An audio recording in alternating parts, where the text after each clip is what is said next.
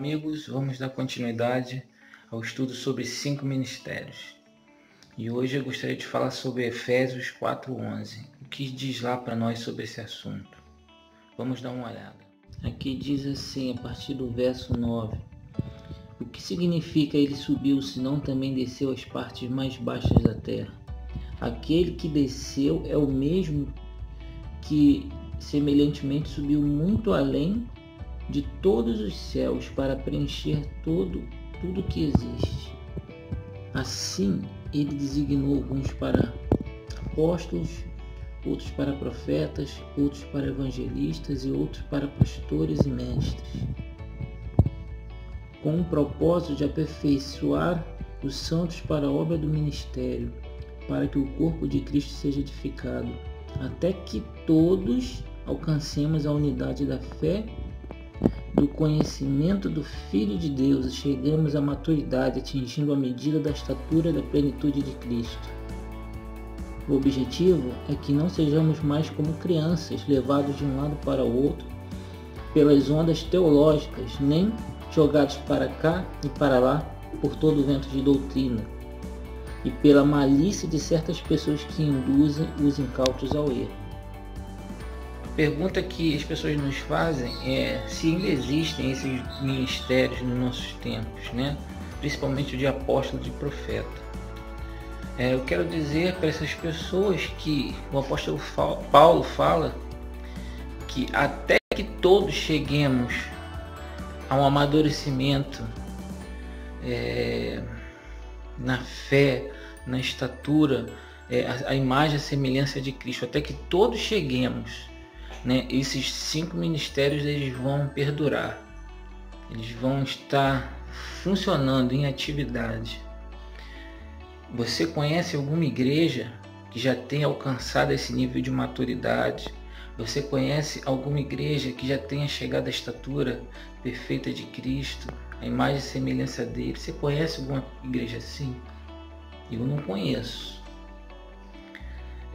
Estamos em aperfeiçoamento, todos nós. E cada vez mais e mais pessoas se achegam à fé.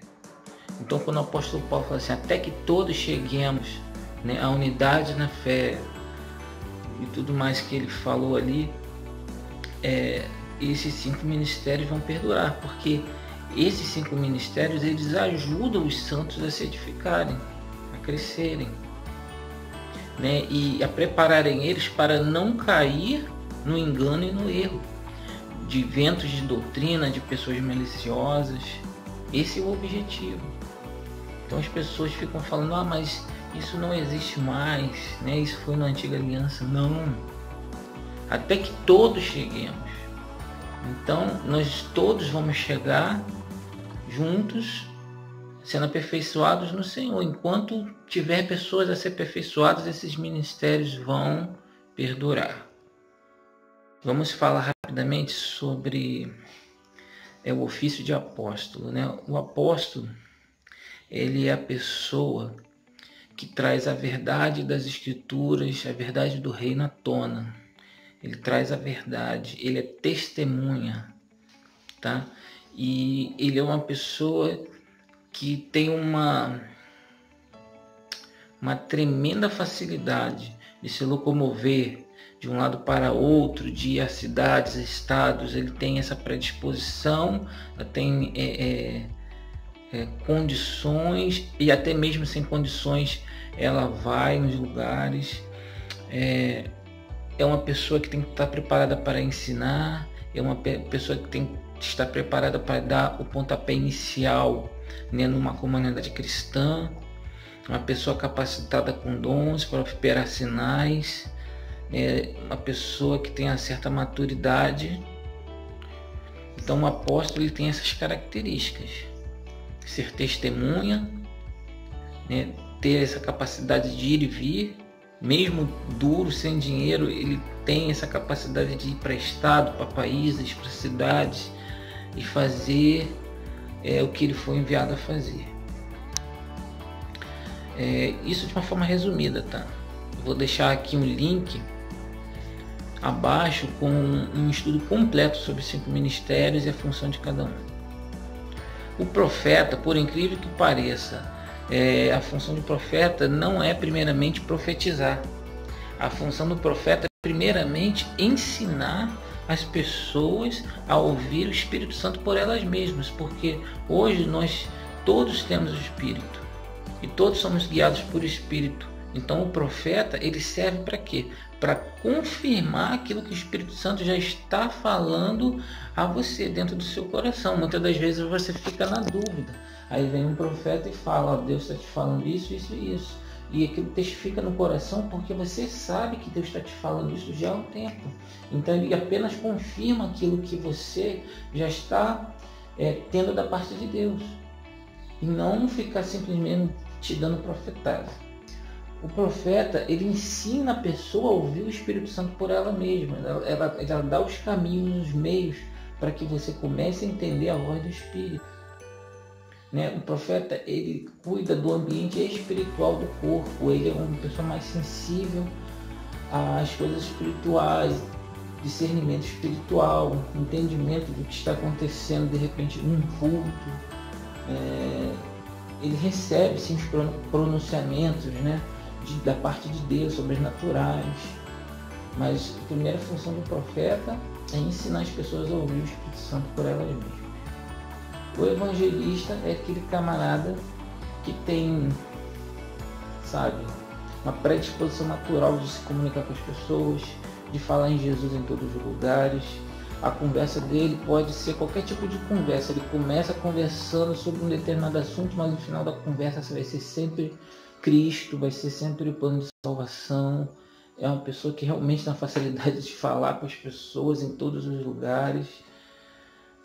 Eu particularmente não tenho essa característica, meu chamado é profético, mas os evangelistas têm essa capacidade. Eles também têm a capacidade de operar sinais, de orar pelas pessoas ficarem curadas. E a gente vê o exemplo do diácono Filipe, lá em Atos 8, quando ele foi para Samaria, ele pregou, evangelizou, ele curou. Sobre o ofício de mestre, a gente já sabe que o mestre é aquela pessoa que tem a facilidade do natural de ensinar. De repente ele não tem nem tanto conhecimento, mas ele sabe ensinar, ele sabe passar para as pessoas aquilo que deve ser passado com facilidade e as pessoas entendem. É interessante que as pessoas entendem bem, claramente, uma pessoa que tem um dom de ensino. E os pastores, vocês já sabem, Mas algo dos pastores que eu queria falar, porque nós temos visto vários pastores, eu conheci vários pastores na minha vida.